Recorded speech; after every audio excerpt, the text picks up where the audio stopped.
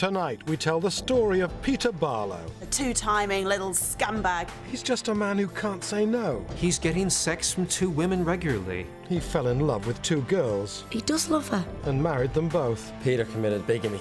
We hear from his wives. He was a mixed-up kid. His family. He's a lovable, slimy coward. His friends. He hadn't got the heart to break anybody's heart. And his enemies. I hate him. All that I am, I give to you. He may have promised Shelley everything, but he lost it all when the truth came out. He lost his first wife, Lucy, and their baby son when they left for a new life in Australia. He also lost the real love of his life, Shelley. In fact, he's made such a mess of things, he's just left Weatherfield for good. This is the story of Peter Barlow, the bigamist. Well, that's him. That's Peter, fine. Of course, Peter isn't Coronation Street's only bigamist. Remember Arnold Swain? He did the dirty on poor Emily Bishop. There is another Mrs. Swain. And she's not dead, she's still alive. And remember Eve Sykes? She took Fred Elliott for better and for a fool. I say a fool! You're a bigamist. That's a crime, Eve. Damn it, you must know that! Male bigamists are much more common than female bigamists. The reason for that statistically is that women are worried about children, the effect that it will have on them. Men don't seem to really think when they're going into these multiple relationships, whether it's an affair or bigamy. They think, unfortunately, with other parts of their anatomy. We know which part that is, and Peter, of course, has forgotten that hell hath no fury like a woman scorned. He gets sent through the wall of the Rovers, which I think was grand. It's clear the air now. Shelley can move on. Both Shelley and Lucy had planned the revenge, but Lucy was the wife from hell that truly achieved it. Get out! Get out of the area! There's been a change of plan. Well, not really a change on my part, but it's something that I've always had planned, which is that I'm going, but you're not. Lucy sure got her own back, but where did it all start for Peter? Susan and Peter, the first twins of British TV soap, were delivered in 1968 to proud parents Val and Ken Barlow. 3 years later, their mum died tragically, and they were packed off to Scotland to be raised by their gran. So began an unhappy childhood that affected the rest of Peter's life. Peter naturally always resented the fact that Ken packed him off to Scotland and left him on his own there. And they just thought, well, he doesn't love us. Why has he sent us to Scotland? So that had a real effect on him. That's where it started. And it all started for Chris Gascoigne, the 7th actor to play Peter Barlow, on the live 40th anniversary episode, December 2000. Hello. Hello, love. What's all this then? He'd been away for such a long time that really we were almost starting with a new character. Nobody really knew what to expect. So we decided he should be quite abrasive, and in many ways the opposite of his dad. Ken was absolutely delighted when Peter came back. I'm actually walking down Coronation Street to say, hiya, Dad, to Ken Barlow, with 20 million people watching me. I thought, how did I manage to get into this? But it was wonderful, you know. Peter! Hiya, Dad! My son! Oh, right, Hey, this is wonderful. What are you doing here? Never mind what I'm doing here. What are you doing here? Hey, Red Ken, they used to call No, that wasn't me. Listen, you are staying. If you'll have me. Yeah. Peter had left his cheating wife Jessica and his job in the Navy to return to his Weatherfield roots. When we first saw Peter Barlow, of course, he literally was straight off the boat out of the Navy. Dirt under his fingernails, knuckles scraping the ground. Very Neanderthal, especially in his attitude towards women. Linda Baldwin was instantly on the receiving end. No, but you didn't stop me, did you? Well, he is all them things. And I'll tell you something else, love. You two, you were made for each other. Women sort of always let Peter down. I mean, his mum, not her fault, she got electrocuted by a hairdryer, you know. Deirdre, not exactly a stabilising influence because she was off sleeping with Mike Baldwin and Dev. Susan was the one girl that he sort of loved and, you know, could relate to, his sister. She's dead too. And then Jessica, his ex-wife, he finds her in bed with one of his mates. It's no surprise, really. He came into the street thinking, women, can't trust them. What are you doing? Toyah Battersby didn't trust Peter after she discovered him stealing whiskey from the Rovers. I don't believe this. You've been watering the scotch. What rubbish. The anger and the brooding quality and the potential to go somewhere kind of dangerous and difficult was certainly a conscious decision. Toyah, make sure you keep your gob shut, all right? This is a man, of course, as well, who was in the frame for Toyah's rape, which, when you look at Peter now, some 3 years on, seems incomprehensible. We'd like you to come down to the station with us. I've already been. And now we'd like you to come again. He was one of the first people that you point at and say it's his fault. I mean, Les Battersby going, it's got to be Peter that's done it. Hey, Barlow! I know you were attacked that Toyah! You worthless pig! Leave it, Les! I'll get the truth out of you if I've got a knockout of you! Les! I didn't do anything! Tell him, Dougie! Peter was useful at that stage as a new character and as this abrasive person who we didn't know very well, we didn't understand very well, so he might have been involved in this. Look, I can't help it if I don't know who attacked me. Well, you better start working on that memory of yours then. Because you're not the only one round here whose life's been turned upside down. I said leave her alone! Or what? I mean it, Toyah. You better start thinking. And you better start thinking fast.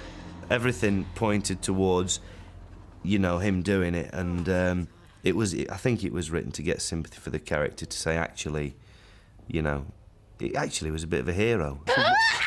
Toyah! He did rescue Toyah at the end. I mean, that bit when he came in and he rescued her from the attacker and he landed one on him. Come here! Come here! Don't let me! Please! Please don't let me! Don't let me, please! Please! That was his turning point, really, that he suddenly became this character that we could sort of, you know, warm to and grow to love. Thought you might like something to eat and all, seeing as it's dinner time, love. Well, thanks, Betty. Cheers. After he saved Toyah, got a hot pot on the house from Betty, which was fantastic. That was the highlight of Coronation Street for me. Oh, and by the way, you can start work again whenever you're ready. I don't know. 0 to hero, eh? It was the beginning of his acceptance onto the street. Now all Peter needed was a good woman in his life, and one had just walked into the Rovers. What can I get you? Well, that depends. Coming next, we uncover the truth behind Peter and Shelley's romance. She genuinely thinks he loves her. And he does, I think. Just loves other people too.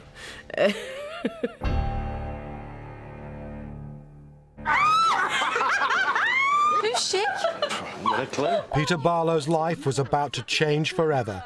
Shelley Unwin became an instant hit in the Rovers and with Peter. Introduce me. Oh, yeah, sure. This is Peter, and this is Gina, and this is Shelley. Charmed, I'm sure. Shelley's our new barmaid. Great. We introduced the character Shelley initially to be a kind of very bubbly, outgoing, classic Corrie barmaid, and she's been that brilliantly. Perhaps a little too accepting, a little too trusting for her own good, as it turned out. She's very independent. She's strong and straightforward and trustworthy. A well-rounded woman in every respect of the word, physically, emotionally, and also she has a degree of vulnerability. So there are many reasons why she represents womanhood in its entirety. Her big ambition is to have her own pub one day, which is better than no ambitions, I suppose. Gets on with everyone. Quite a likeable character, really, are Shelley, isn't she? And not surprising that Peter was attracted to her. I think he immediately fell for her. You know, I don't know, love at first sight. She loved it when Peter started chatting her up, you know. I think I said, I think I've got an admirer, and I was all pleased, you know. Go on then, if I asked you, would you go out with me? Well, that depends on how you ask me. But I'll give you a clue. I do prefer the direct approach. I think Peter was definitely on a rocky road before he met Shelley, far rockier than any of the cobbles on Coronation Street. And I think without her, he would have been a lost cause. She has something about her that is very taming to wild boys. Difficult to say what it is, but the way that a very good nursery school teacher knows how to handle boys intuitively. So there's something about Shelley, not overly maternalistic, but something caring and nurturing about her that I think did seem to levy a calming influence over Peter. But Peter's past wasn't completely behind him. He needed money for his future with Shelley, but Dougie knew the score. It'll be a brave man that lends him money. Oi, that's my boyfriend you're talking about. Look, love, there's a lot you don't know about Peter Barlow. He's bad news, that lad. Money wasn't a problem. Peter simply helped himself to the contents of the safe at the betting shop where he worked. His boss, Rob Lucas, had his suspicions. Hey, you're not accusing me, Rob. It's not rocket science, is it? So what did the coppers say? They're onto it. They'll find whoever did it. Oh, well, I mean, I didn't hear anything. I'd got my hands full all night, if you know what I'm saying. We better warn your girlfriend, then she'll have to make a statement to the police. All he had to do was to get Shelley to give him an alibi. All I'm asking you to say is that you spent last night with me. Oh, I didn't. No, I know you didn't, but the coppers aren't going to know that, are they? So, where were you then? Well, I left your place and I went home. I don't think he thought for a second that this woman's easy to lie to. Shelley, please do it. No. If the truth isn't good enough for you, then you have to get somebody else to lie for you, Peter. I'm sorry. She basically said, this is dishonest. What you've done's bad. You've got to give him this money back. You've got to sort this out, or I don't want anything to do with you. She was horrified, and then he went around with a bracelet. And she was so blooming glad she'd got a bracelet, she took him back. She was like a conscience for him, and it was brilliant. And I think that's when he really started to fall in love with her. And luckily, he got her back. It's just that I've been having a think, that's all. Thought you looked tired. Yeah, think about me and you. Oh. Sounds serious. It is. Why don't you move in with me? What's brought this on? Just, will you? Will you move in? Are you serious? Yeah, of course I'm serious, yeah. Well, yeah. You talked me into it. Oh. In Shelley moved and Peter was made up. Are you sure? Yes, I am. I'm 100% absolutely positive, and if you don't believe me, come here and I'll prove it to you. Hey, hang on a minute, you got to get to work. No, I'm the boss, remember, and I can pull a sickie whenever I want. Yeah, but you're short-staffed already, aren't you? Yeah, but I'm not going to be able to concentrate properly if we've not celebrated your arrival. Now, come on. Hey, don't worry. You'll have me all to yourself every night from now on. But it wasn't long before 2 became 3. Not in that way. Enter Kieran McCarthy, Peter's old Navy mate. Here she is, my one and only, the light of my life, Shelley Unwin. Shell, this is my mate, Kieran McCarthy. Shelley, good to meet you. Well, we had this story, it was only a 2-week story. This character who came in and tried to break up Peter and Shelley, and it was an old mate from the Navy who, in a sense, if you like, was jealous that his old mate was involved with someone else to the exclusion of him. Oh, that's all very formal. I never kiss on the first night. Will you take a drink with us? Oh, well, I get these on the house. No, you won't. Don't, look, hey, don't protest too much, mate. You know, the night is yet young. 2 points of lager, then. Oh, do you not drink the black stuff? Oh, I don't even know all the words to Paddy McGinty's goat. I was straight in, I stayed with Peter, I jumped on his missus. I've no idea why. I mean, at the time I was just going, this guy's bad, he's bad news. I think he's grown up a little bit since then. No more for me, thanks. I'm going to get off to bed. You might say you're there already. That's my bed you're sitting on. Yeah, and I'll let you get into it. But not me own, though. Hey. Alf, what do you think you're doing? Something I think you want as much as I do. I do not. Peter's flat out in there. I don't care. Whatever you think's going to happen isn't all right. Up to you. Is there any woman on the street that Kieran McCarthy wouldn't try it on with? No. Nobody is safe. Part of it, I think, was jealousy. Can I have what he's got? But another part of it was, how I want to drink whiskey with him late at night. What do you mean he's cuddling up with you on the sofa and watching Coronation Street? I think it's time we stop playing games. Don't you? Yeah. I couldn't agree more. It's Shelley, really, who had a little crisis of confidence right early on, didn't she? When the Irish rogue arrived on the street. Go on, get out! I'm not going anywhere. Right. OK. We'll wait till Peter comes back, eh? And he can treat you out himself. Who do you think you are? You're nothing special. You're just some girl he's with at the moment. I'm his mate. We go back years. If you think he's kicking me out, you're wrong. Really? Really? Especially when I tell him that it was you that made the pass at me. What? And you think he's going to believe that? He trusts me, you see. Whereas he hasn't trusted any woman since Jessica. He keeps expecting him to do the dirty on him. So when I tell him that you have, it won't come as any surprise, will it? Kieran doesn't seem to care. He's really quite ruthless, quite threatening at times, and in many ways more unethical and more immoral than Peter. Actually, it was real sort of sexual blackmail, and it was quite aggressive as well. When you look at Kieran, of course, he was pretty two-dimensional.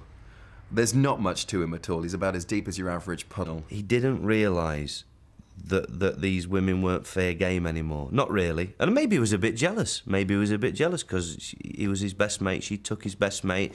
Peter's changed.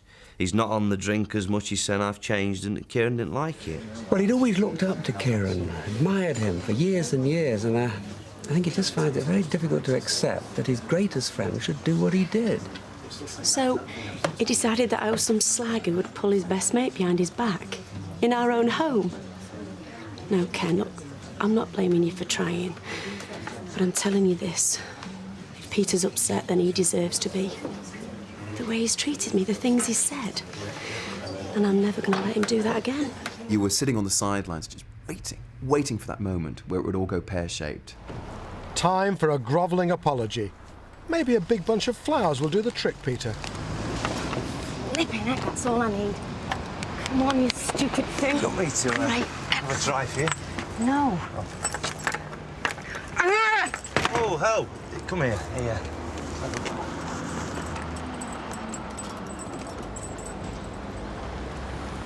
Thanks. Right, so now we're open. Can I get some flowers? Suit yourself. I think if Peter had got any idea how much Lucy was about to ruin his life, he would have just taken that key and thrown it down the nearest gutter and run. Well, it's not Valentine's Day, so it must either be a birthday or a guilty conscience. No, neither. Believe it or not, I just happen to love the woman that I'm buying them for, that's all. Well, that's the first. Lucy was this very sort of cool, blonde, very pretty, very in control, and I think a lot of it was just the challenge. You know, can I actually go out with this amazingly beautiful woman?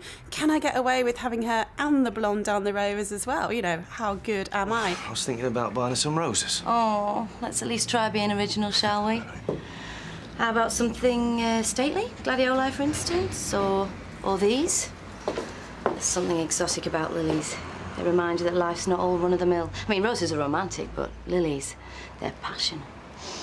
And that's what a woman really wants. Right, well, I'll bow to your better judgment then. Lilies it is. And, you know, he's a sailor. It's all this thing, you know, girl in every port or every shop along Weatherfield, whatever's easiest. Yeah, sometimes I feel like packing in blokes altogether. Ah, no, hey, come on, you don't want to do that. Be a real loss to mankind if you did that, believe me. If you weren't buying flowers for your beloved, that could sound like a chat-up line. I think he did fall in love with her, and he was still in love with Shelley. I did not see this one coming, and that's what's made the storyline so fantastic. I mean, here is this lovely sailor boy going out with this lovely girl behind the bar. They look like they're going to live happily ever after. But oh no. I think Peter is probably typical of most Weatherfield males in the sense that he thinks he can have his cake and eat it, both slices, and get away with it. And in his wildest moments, he thought, actually, I can do this. I can keep them both happy. But he couldn't keep them both happy. Shelley suspected, and there was only one thing for it, a proposal. And I've been thinking, well, what's the best way I can do it? And then I thought the best way I can do it is by asking you, Shell. Will you marry me? She made him wait till the next episode to give her answer. Dad, Deirdre, I'm glad we've caught you. There's summat up. They won't tell me what. All right, I'm going to come clean. Shelley here has agreed to make me the happiest man alive. We're going to get married. I knew it. Well, that's wonderful news. I'm delighted for you. Congratulations. Oh, well, that's come out of the blue. And we wanted you to be the first to know, didn't we? Look, there's no one I'd rather welcome into the family. Although I feel that you're part of it already. Oh, thanks, Ken. Hey, Shell, how's it feel? Knowing these people waiting impatiently for a new generation of Barlows, eh? Oh, we don't know. There could be one already in the waiting room. There was a new generation of Barlows waiting. Lucy was expecting, and Tracy broke the news to Peter that he wasn't expecting. Well, running it to start off with, and then she's going on maternity leave, so it's just going to be me. Sorry? Just me running it. No, what you said before, that she's... Going on maternity leave, like having a baby. I mean, you must have heard of it. Right, and this is the woman that's running the flower shop? Lucy, yeah. Lucy. Yeah. She's... Having a baby. And it is mine, yeah? Well, whether it is or it isn't, Oh, come on, look, Lucy. What we're going to do? Go through every able-bodied male between the ages of what shall we... It's yours. Thank you. Good. When he finds out she's pregnant, all the stuff that happened with him and Ken, and there was one thing Peter was never going to do, is do what Ken did to him. And that's what and he acts on a whim. He'll do that, he'll act on a whim. He'll say, that's got to be the right thing to do. Of course I'll marry her, I'll be a good dad, I'll tell Shelley, and we'll be fine. Peter wants to do the decent thing, but Lucy isn't so sure. I am the other woman. You're always going to leave me eventually. I don't want to leave you. Men always go back to their wives. She's not my wife, I'm not married. She may as well be. No. It's you that I love. Peter, don't say that. You're lying to me and it hurts. I'm not. I'm speaking the truth. I love you more than anyone. Marry me. What? He's serious, Lucy. But there is the small matter of the engagement to Shelley. Now, with her sister being ill, he just can't find the right time to tell her. I've got to talk to you, love. Is it about everything that's been happening? It is, yeah. Well, I'm going to put it out of my mind because there is nothing I can do about it. What? Oh, you talking about Sharon? Yeah. I've stopped worrying because she's getting the best treatment and me walking around with a long face, well, he's not helping her and I know it's making you miserable. And I used to think, oh, but tell her. Then the inevitable. What's wrong? What's happened? Is she okay? She's dead. Now he really can't tell her. Lucy and Peter arranged to get married on a particular day. He then discovered that that was the day set for the funeral of Shelley's sister, which is a fairly devastating realisation for Peter. He tried to get out of the funeral. He knew he had to go through with the wedding. He tried to get out of the funeral and then reasonably realised he couldn't get out of it. And then he agonised over whether to tell Shelley, whether to break off the wedding, whether to try and do both. And in the end, the much more difficult, technically, but in a sense easier emotionally, option for Peter was to go to both. He tied himself in knots on that day, but simply because he could not bring himself to give Shelley that devastating news on the day of the funeral. And I suppose, you know, we can kind of sympathise with that. Which of us would have been able to say to Shelley on the day of her sister's funeral, listen, I'm marrying someone else, but goodbye. Where have you been? I'm sorry, look, I'm really sorry. Where is she? In the loo. Right. Is this him? Yes, it is. I'm not sure we should judge Peter too harshly in the context of the fact that he did actually quit Shelley's sister's funeral. The late Sharon, of course, who we never saw, so no loss. And perhaps Peter felt the same way. I think by that point, he'd got himself so deep. And I think he really did believe that he was probably doing the right thing by trying to please everybody all of the time. And, you know, a wake is a wake. Do you know what I mean? And whatever spread they put on, I'd sooner be hearing the bells ringing than tolling. Yeah, well, you don't have to worry because I'm going to tell Shelley tomorrow, right? And that's for definite. Love, oh, I'm so sorry. Oh, you changed your mind. I'm sorry. No, not in a million years. I'm sorry, love. I should have rung. Yeah, why didn't you? Well, because I didn't need to get here. I couldn't think. It would have held me up even. This is him then, is it? Yes, it is. Yeah, look, I'm sorry. I don't even know what happened. I just got it all wrong. Never mind all that. You can tell her later. Come on, this way, please. So, the happiest day of Peter and Lucy's life. It wasn't long before Peter was pledging the same vows to poor Shelley. All that I am, I give to you. All that I have, I share with you. If only she'd known the truth. As he said, I do, he became Peter Barlow, bigamist of the Weatherfield parish. When we come back, Peter and Lucy, the other woman's story. He's one of the few pieces of good-looking totty that the street had at the time, so he had to go off with two of them, and what else could he do? Peter just couldn't have known how buying those flowers would turn his life upside down. He met Lucy by chance. I mean, ironically, he met Lucy because he stopped off to buy some flowers for Shelley. That'll be £20, please. Well, do you know what? I'm sure you'll find a fella very soon who will shower you with them. Cheers. Doubt it. All the nice blokes have already been snapped up. Lucy was, I guess, a more thoughtful, quieter, more kind of, if you like, more intellectual character. Though she's an ordinary working woman, you know, she's not the kind of boisterous, busty barmaid. She's got a quieter, I suppose, a more thoughtful side to her. In terms of the casting, we went simply with the actress who felt right in the part, who we felt could give us the kind of range and the danger that the character would need. We wanted to tell the story of a man who, without ever intending to, ended up married to two women at the same time. Romantic relationship triangles are great because it's very common that one or two people in the triangle don't know the whole story. They have secrets being kept from them. Can't believe you're off out tonight when I'm working my socks off. Yeah, only bowling with the lads, though, love. Oh, by the way, that reminds me. Can you remember that shirt I bought a couple of weeks ago? Have you seen it anyway? You're not wearing that for bowling, are you? No, but, you know, we might hit a casino after, and they're very strict on the dress code there, that's all. You get about a bit these days, don't you? Lucy knew about Shelley. Lucy knew that she was the woman on the side. And Peter had no intention of her ever being anything else but that. So, I was surprised when you came in the other day. Yeah, I found your card and the flowers, so... Oh, yeah. Did your girlfriend like them? Yes, she did. She loved them. Just my way of saying thanks for letting me go away for the weekend. What, on your own? Ah, well, we've had a difficult time lately, you know. He is simply a man that can't say no. He's a man that wants to please women and ends up doing totally the wrong thing by everybody. He did say, I've got a girlfriend, it's only a drink. Even though, you know, that's dubious how them things work out. Lucy went out with Peter when she knew he had a girlfriend. So she's the other woman. Peter, in many ways, has suffered an arrested development.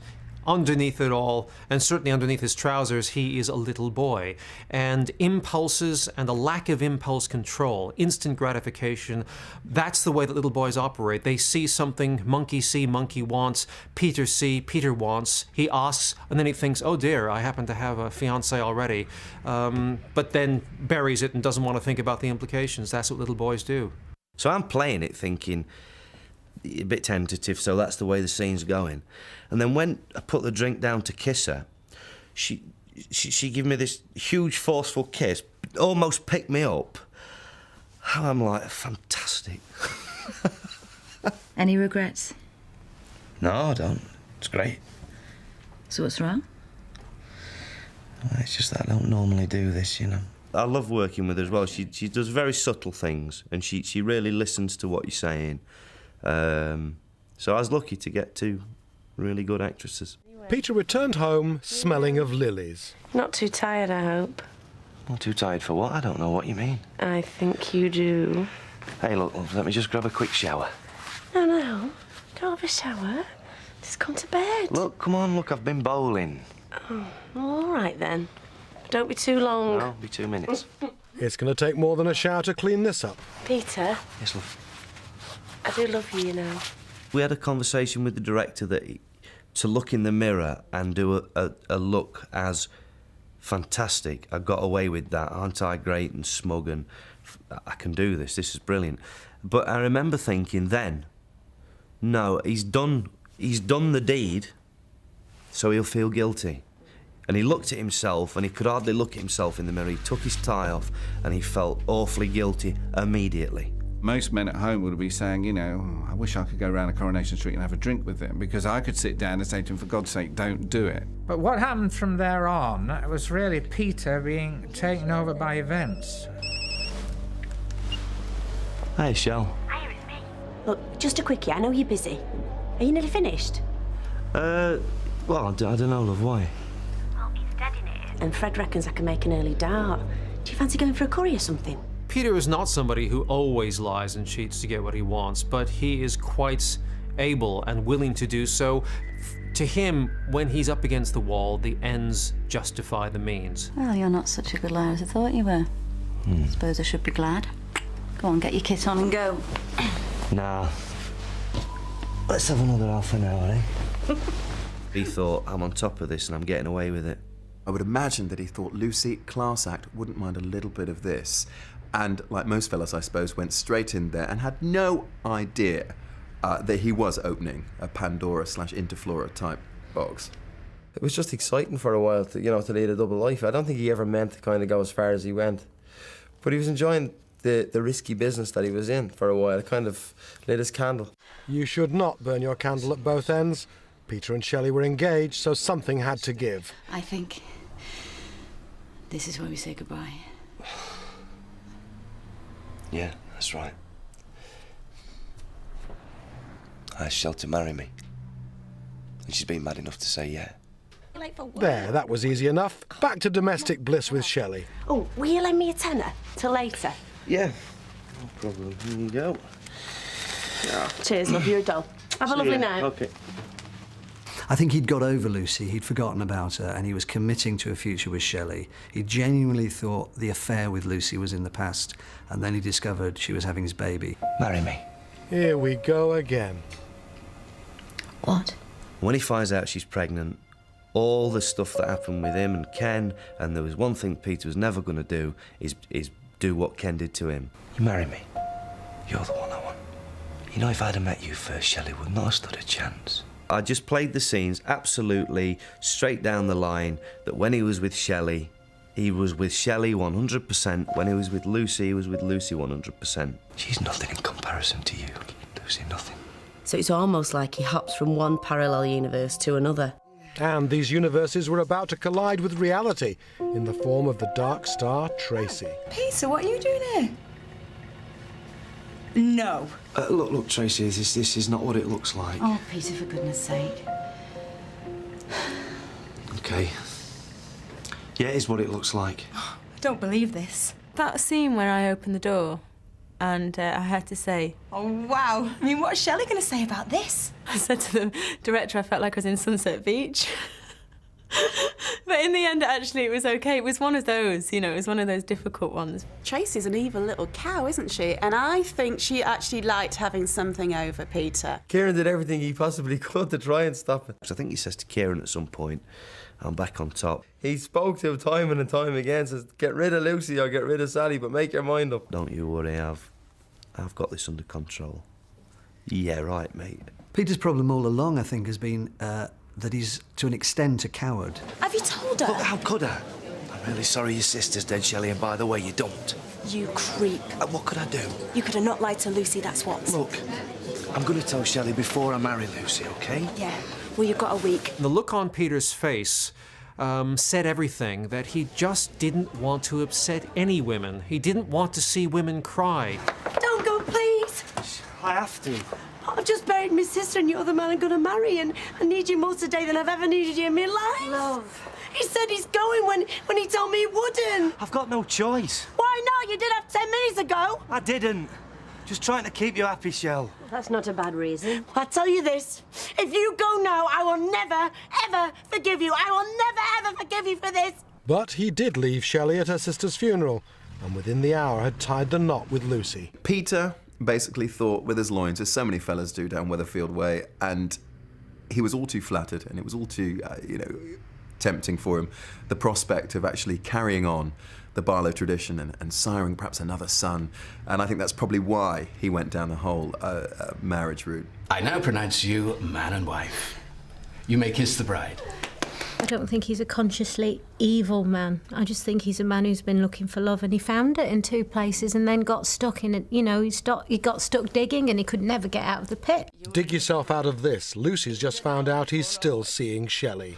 Right, I'm going to go round now and I'm going to tell her and you're going to come with me. I'm not going anywhere OK, with all you. right, OK. Well, I'm going to phone her and you're going to listen to what I say, yeah? Get out. No, I mean it. And so do I. Luce, and don't please, come back. let me just give me a I chance. mean it. I never Luce. want to see you again. Could things get any worse? Oh, the old witch, Bev, the old witch. On a very superficial level, I think obviously Bev could be portrayed as the mother-in-law from hell. I think it was old Bag originally, but I thought she'd be an old witch was better. She meddled, as I think any mother might do, given Peter's reputation in the early stages of the relationship. Mum, you're missing all the fun. Come in now, love. What are you doing? I'm looking for a phone number I scribbled down this morning. And you think you might have found that in Peter's wallet? I'm not stealing, if that's what you think. This had better be good. The prospect of Peter living with his wife and his mother-in-law, Bev, would be a very good situation for a man who wanted to engage in masochism, a man who wanted to visit hell and then move in. That's probably how it would have ended up ultimately, and I think not just Peter, but an awful lot of men would have looked at that situation, would have left everything and run a mile. When Bev first finds out that Peter's had an affair, having tricked Kieran into telling her, she has now got the ammunition, but she has to be very careful. I'm looking for evidence. Clues. What? I'm sorry, love. But I think Peter's having an affair. Mother-in-laws can see nonsense when it comes along. Of course, they're not in love with their daughter's fiancés or their daughter's husbands, so they can view those men far more objectively. They can stand back and observe and watch. And also, they're older. They've experienced more. They've had a few hard knocks from men. And Bev is one of those women. You don't mess with her because she can see through you like a moral X-ray. You're unbelievable. What? You think I'd actually make up something like this? Yeah. I haven't got time for a slanging match now because there's a room full of people there all happy for me. Pity you're not one of them, eh? Ask Kieran. What? I think Shelley's a bit dopey at times, in the nicest possible way. She is living in a bit of a dream world, and if she hasn't noticed that he's been off with this other woman, then somebody should have given her a bit of a shake. He says there was somebody. Past tense. All over and done with now, he says. Claims Peter loves you. Shelley never thought for a second he was lying, but Bev was at the back. So, you know, she'd be getting the pork scratchings down thinking he's up to something. Shut your big, fat, stupid, poisonous mouth! Shelley. Shut it! Bev's not the mother-in-law from hell. She's the mother-in-law that you actually need. I mean, let's face it, if my mum knew that my husband-to-be has been sleeping with a local floozy down at the florist, I'd be gutted if she didn't tell me, to be honest. So she's just seen through him and she's let him have it with both barrels. It's only what he deserves. You're doing fine. Baby's in position. Do what your body's telling you. Look, Helen, I mean, is there anything I can do here? Because I'm just stood here. I think the arrival of the baby in Peter's life was hugely important, and I think that was one of the key turning points in the story. Everything changed for him overnight. And I think there is some truth in the fact that Peter didn't know his own father for so many years and had such a difficult upbringing, and suddenly the thought of him not knowing his own son for the future was unbearable. And I think from that point Peter had to pursue, in the first instance, Simon, but clearly that involved a pursuit of Lucy as well. Here he is, having a good look around. Thank you. Hello. Hey, oh, Lewis, look at him. Look at his little fingers and everything. They got this actual, like, little baby's head that they'd made that was absolutely amazing. I don't think they ever used it in the end. Like a newborn baby's, it looked like something from Aliens. It's lovely. I think he has a look of his dad. Yeah? How do you reckon?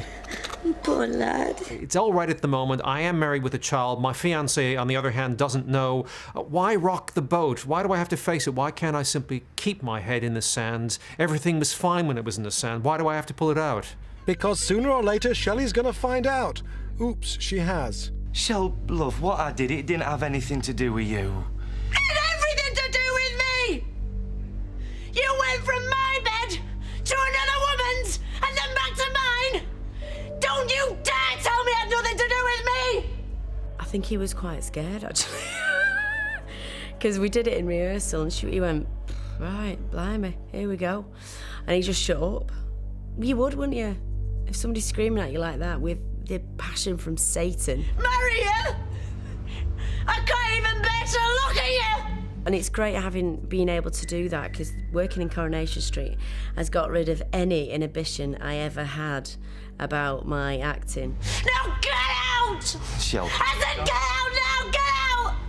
Shelley's world absolutely came tumbling down when she realised that Bev had been right all along and that her perfect lover was in fact a two-timing little scumbag. And I think she just wanted everything to be right again. She wanted to put the frock on, she wanted her perfect wedding, and she just wanted to believe him and give him a second chance. And she's one of Weatherfield's walking wounded. She just takes whatever they throw at her. She spends all her days serving pints to the likes of Les Battersby. She just wanted a bit of glitter and spangle in her life. Frankly, who can blame her? And I think every little girl dreams of being a princess one day, so I'm reliably informed. Some fellas too.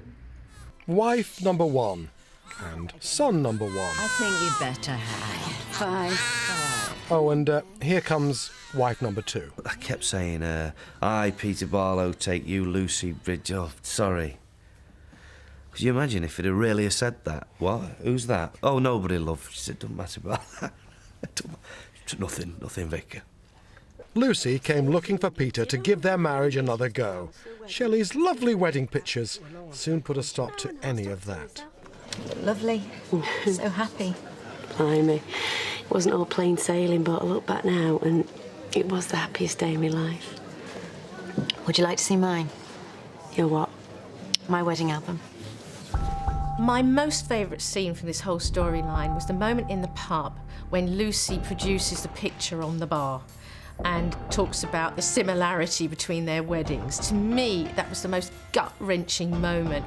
I think you could feel most women across the country going, oh my God, can you just imagine what that must have felt like? It wasn't such a grand do as yours, but it meant a lot to me at the time.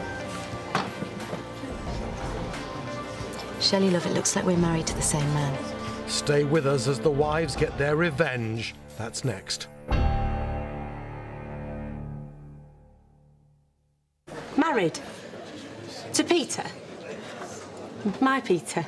His two wives have met, but for now Peter Barlow is oblivious, enjoying the last moments of ease before he confronts the whole sorry truth. I purposely made a bit more of the walk from the car to the Rovers. So he thinks everything's great, he's back on top of the situation. So I heightened that a bit to make it so he got somewhere to go when he walked in. We've all heard the expression, my mother's even said it to me, hell hath no fury like a woman scorned. Well, here he is, the husband. He opens the door and his face goes... And hell hath no fury like two women scorned, particularly when both women know that the other one has been scorned as well, and their peer group knows they've been scorned. What's happening? And then you end up with revenge, and someone had better run rather quickly when that happens. Usually the man. So it's true, is it? Well... You married to her? I suppose I am, as it happens. And you just think, oh, start talking, boy, you are in so much trouble. Peter does have these kind of sort of panda eyes, and he looks really doleful, like the dog from the Churchill adverts. He comes in the bar, and if he said to you, would you like to stroke my coat? You would, wouldn't you? When it came to the actual bigamy, the actual fact that Peter was married to two women, we didn't play that for very long. It was only 7 weeks, in fact. We made a conscious decision. We didn't think we wanted to have Peter married for two women for a year. I think that's the point when people would have said, now hang on a minute, this story's getting silly, you know, let's get real. When we read the scripts, when me and Katie got them, she said, oh, blimey, there's going to be like a wreath outside the bookies. I was like, that's brilliant. Hey, have you seen this? Ouch. Because you can imagine her doing it all night, putting these flowers in all night, can't you, this huge wreath. From saying it with flowers to the more direct approach. The wives were hell-bent on retribution. What's all this? Just a little wake-up call for our husband? In real life, many women do gang up to get revenge if they feel that their husband have been going off and having multiple affairs. Bigamy is slightly different. Normally the wives don't gang up because normally they're competing with their claims against the same man. Shelley and Lucy had laid claims to Peter's cash. They were determined to make the most of a little retail therapy. Did I tell you I've got a brand new boots? No, run it by me again. 2 tops, one for the best and one for just strolling around the house, you know. Lucy's like, we can do this. We can do this. Is where we're going to get him by his money, you know, it's all that. A new dress, one very fab jumper which will not suit baby sick, and 4 skirts. 4. Oh, yeah, but they were a bargain. Yeah, unfortunately. It's quite devious, really. It's a bit single white female. Retail therapy hadn't worked. Shelley didn't want to prosecute Peter, and that turned everyone into Lucy's enemy. Because I'm sick of being pressurised, pulled this way and that. Well, go on then, stick up for yourself for once in your life. Peter is extremely lucky to have been let off because given that both of the women felt so hurt by it and it was such a public bigamy, I think that he might have had the books thrown at him and he might have gone inside for at least 6 to 9 months. I reckon if he had 10 wives, you'd still say, oh, he's not all that bad. You lied to me. Shell, no, you betrayed me. You're as bad as he is. I'd say the most difficult bit of this story was ending it. I'll be honest with you, I actually thought it was going to end in a lot more carnage than it did. And by that I mean maybe the odd bunny boiling. Because there was the odd look in Lucy's eyes that had that kind of Glenn Close, I won't be ignored, Peter, kind of a look. It's really simple, OK? Tomorrow, Simon and I catch a plane. We either do that without you forever, in which case you say bye-bye to your son now, or the whole Barlow family travel together. We head off for a new life. Husband, wife and child. One big happy family. The nation was gripped. What would Peter do? Even Chris Gascoigne's wife wondered. She enjoys Coronation Street, and there has been one or two odd looks that she's given me across the settee when I've done something. She's thought, I've seen that look before. And I kind of get up and say, do you want a cup of tea? Peter has made his decision, and Lucy insists on her final moment of triumph in the Rovers. What's going on? Over to you, Peter. Me and Lucy's decided to give it another go. It's more for Simon than anything. She really ought to change her name to Shafted, because effectively everyone in the street has shafted her, and not in a good way. Her mother, of course, by sleeping with Kieran. Kieran, of course, by keeping his vow of silence. Sunita, by being aware of the fact that Kieran has kept this vow of silence, but nevertheless standing by her man rather than her best friend. Lucy, of course, it goes without saying, because she set Shelley up at the very end.